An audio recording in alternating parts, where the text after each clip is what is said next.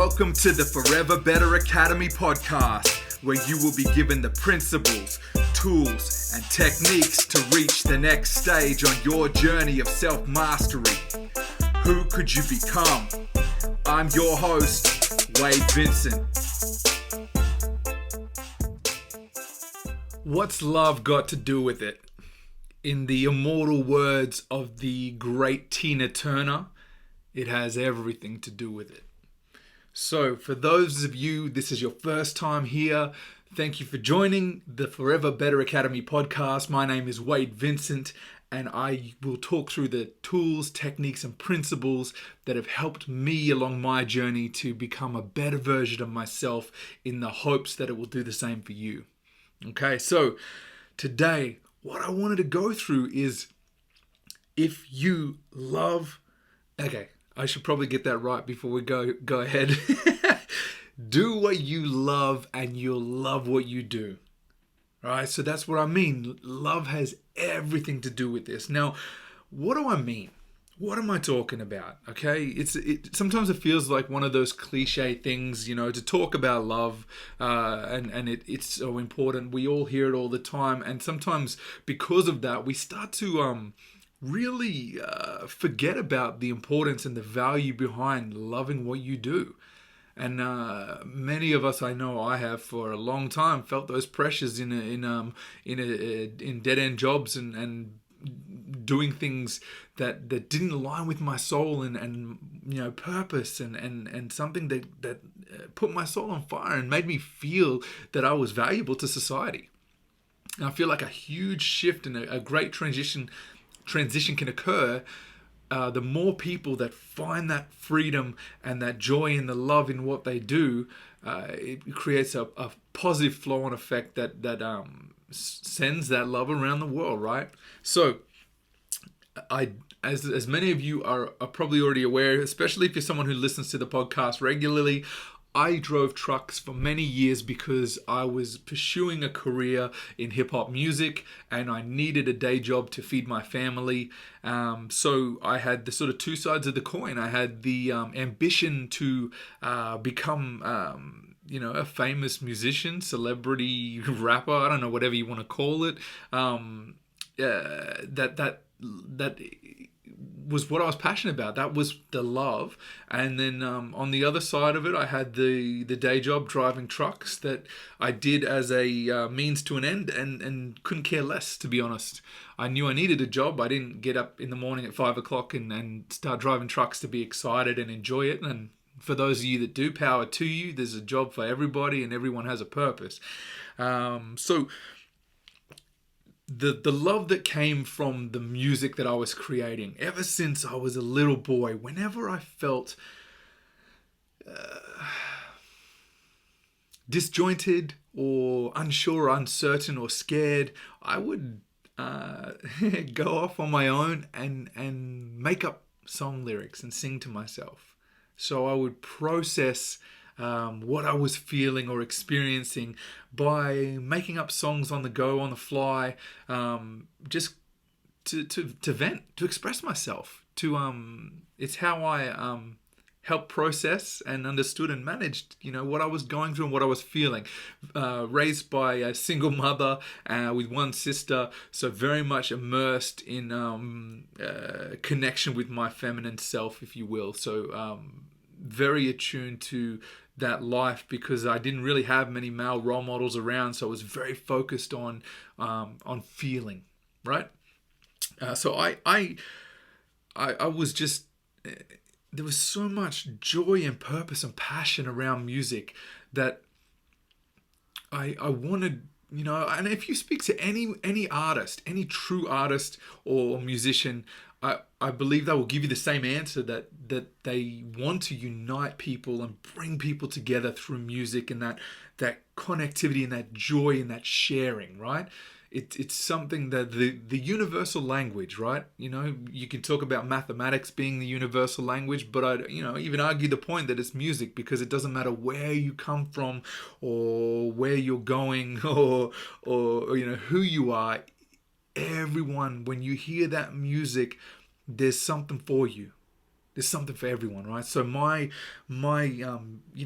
ambition was to create music to unite people, share the things that I was learning and that I thought would bring value to people, and they'd find it exciting and joyous, and I guess deep down it was probably also a want or a need to feel validation, because we and people will tell you otherwise, but all of us look for that validation. We come into the world and we experience our environment, and we learn about our surroundings, and find how we can best contribute to society and the world as a whole.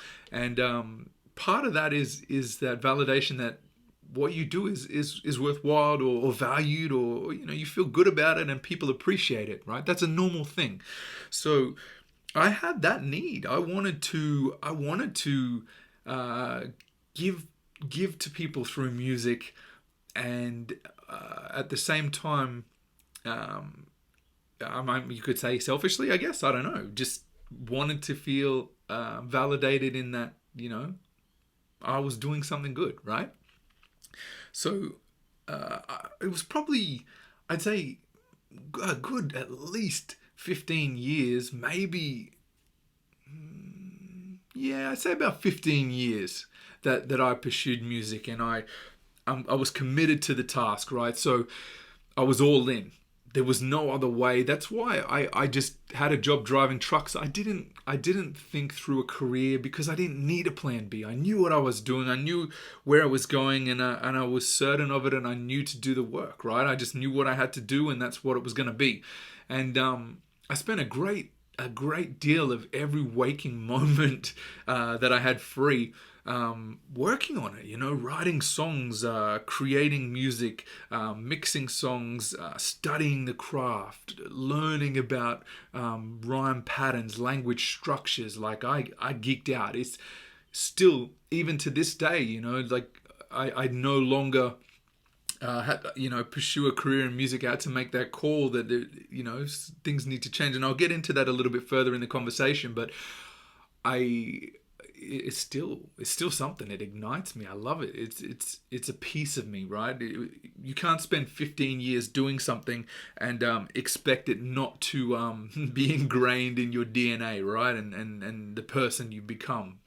So it got to a point where I sort of pushed as far as I think I was prepared to push, is probably the best way to explain it, where I had created multiple releases, albums, EPs, mixtapes, free promo stuff, all kinds of different things, and got to that point where I could see the shift in the scene from the style and era of the music that I was creating, which was very much that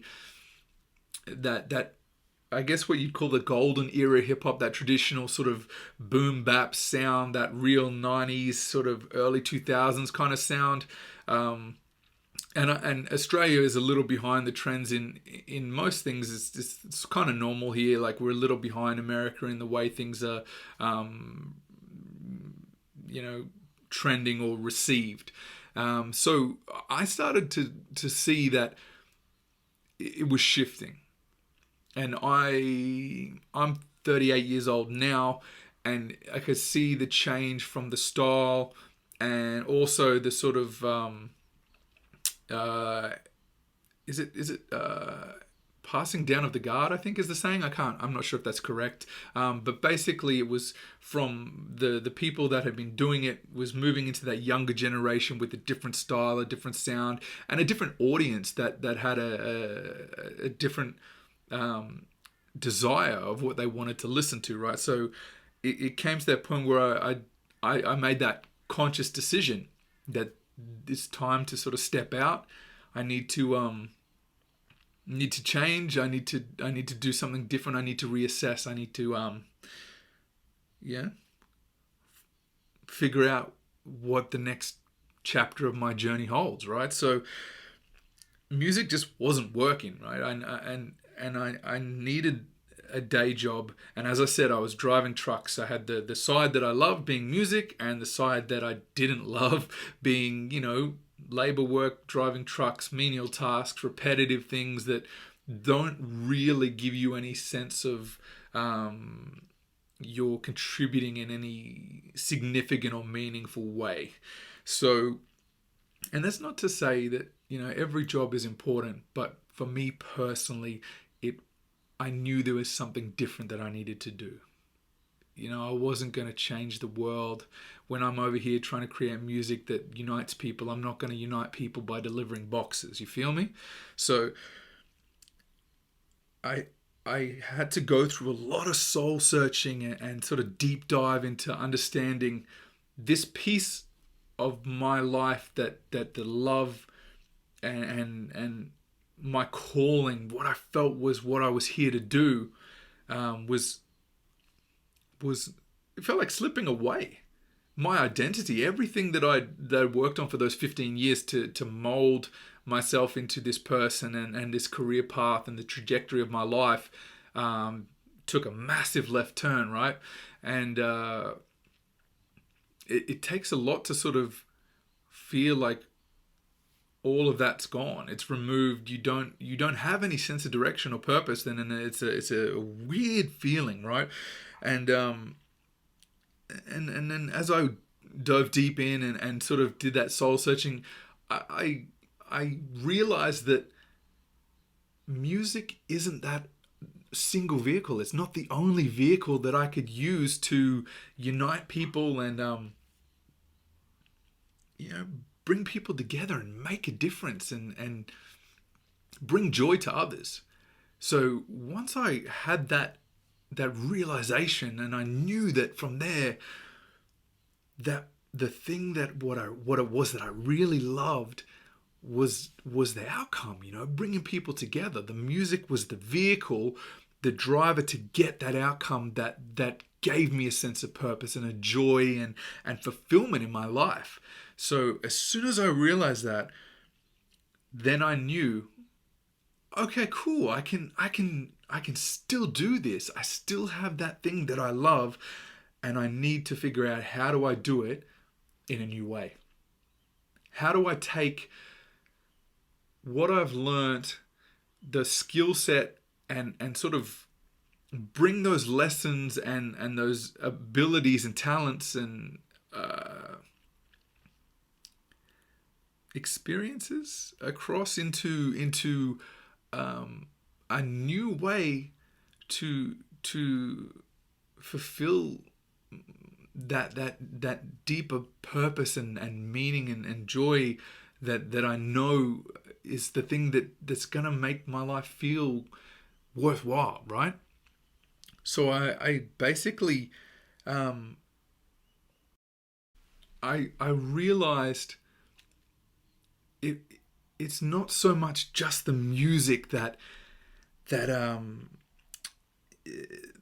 you can unite the people.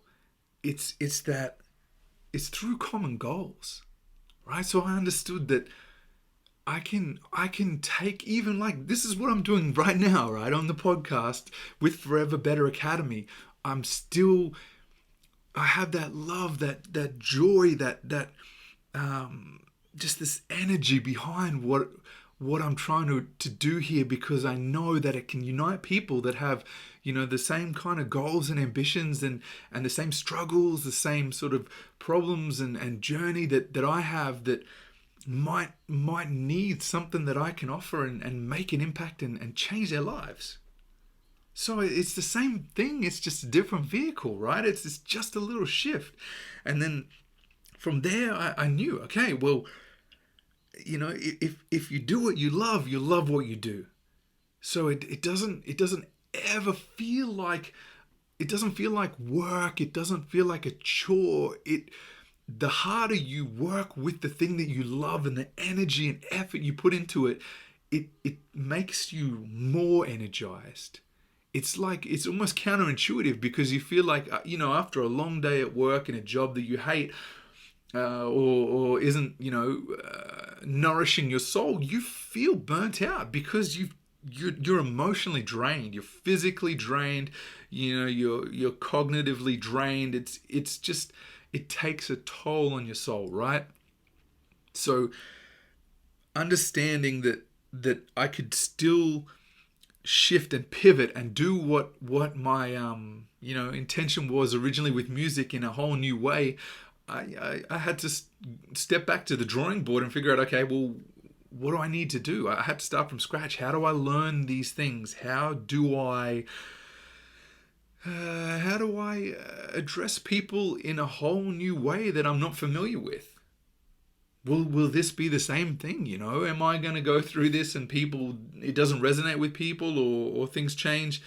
But that's the risk. You just take those steps, and you let that love drive what you're trying to do, because it energizes you, and it's infectious, and it makes an impact and changes things, and it gives you solutions and ways to figure out how to do stuff and how to help people, because you've got so much energy and intention and passion behind it.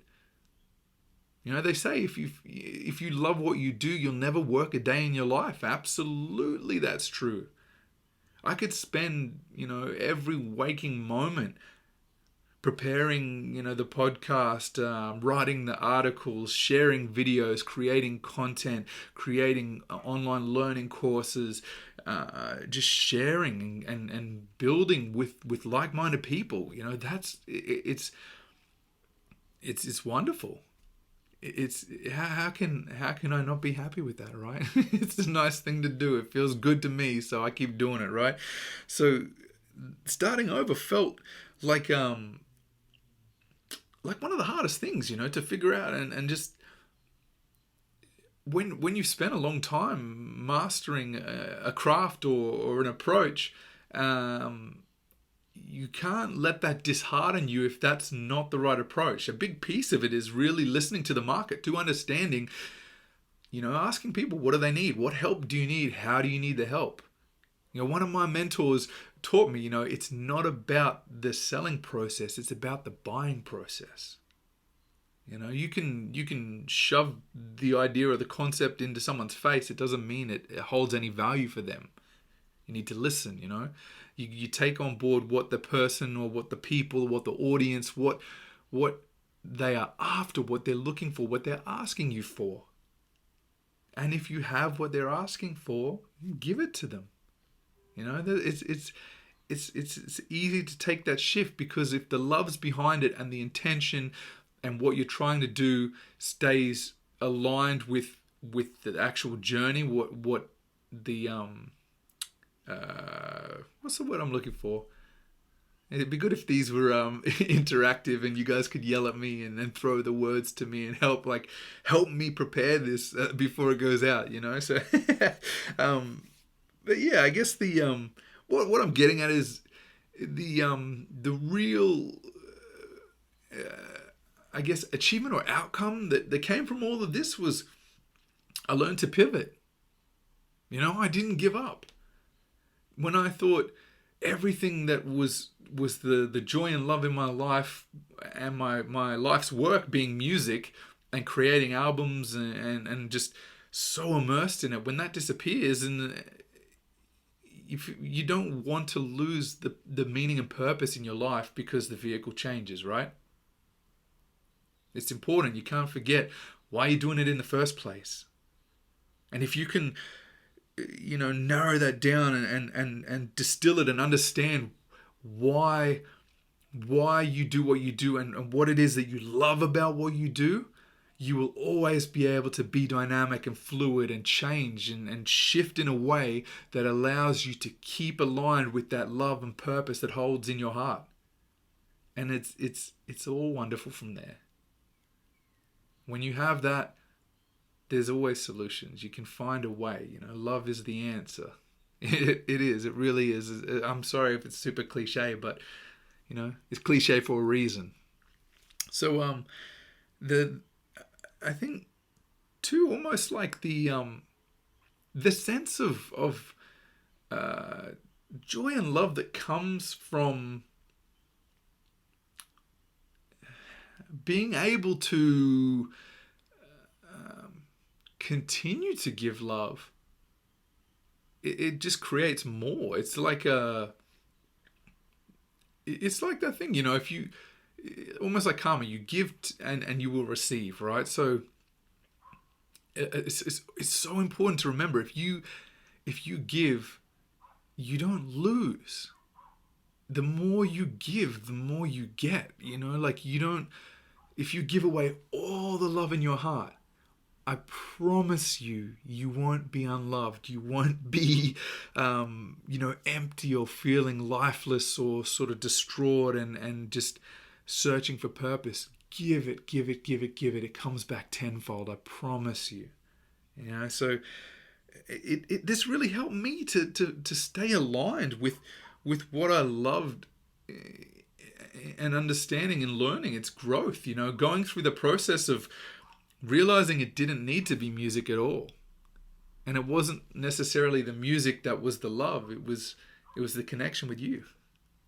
That moment, like when I'd have somebody come up to me after a show or send me an email or a message and tell me like how much some lyrics that I'd written had impacted their life or changed their life, or just seeing the energy and joy when I'd committed purely and with the most genuine of intentions in the songs that I was writing and what I was putting out, and just immersing myself in it, pouring my heart and soul into it. People get to touch that, they get to feel that and see that it becomes real to them.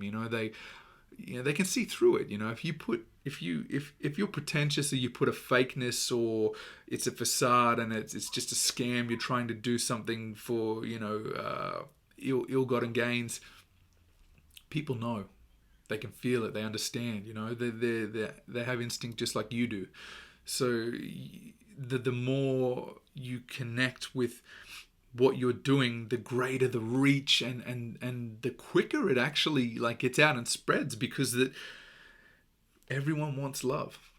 Everyone's looking for love, As I said, Tina Turner, what's love got to do with it? For young people, if you don't know that song, please go and listen to it. It's an incredible song, timeless. What's love got to do with it? It's a cool song, So that's really all I got for you guys today. I just wanted to, as usual, things that sort of thoughts that come to me, or things that I want to share that are sort of hitting me, that I feel there's something there that I need to talk about and express and go through with others, or a little lesson that's popped in my mind that may be helpful to you and your family and friends. Okay, so as always, who could you become? Who do you want to be, right? This is your journey. This is your quest. And you, believe it or not, have 100% complete control on it. I promise you. This is for you guys. This is for me. This is for us. I'm enjoying this. And thank you again for being a part of the Forever Better Academy podcast. I will talk to you again next week. Stay tuned and stay blessed. All right, guys. See you later.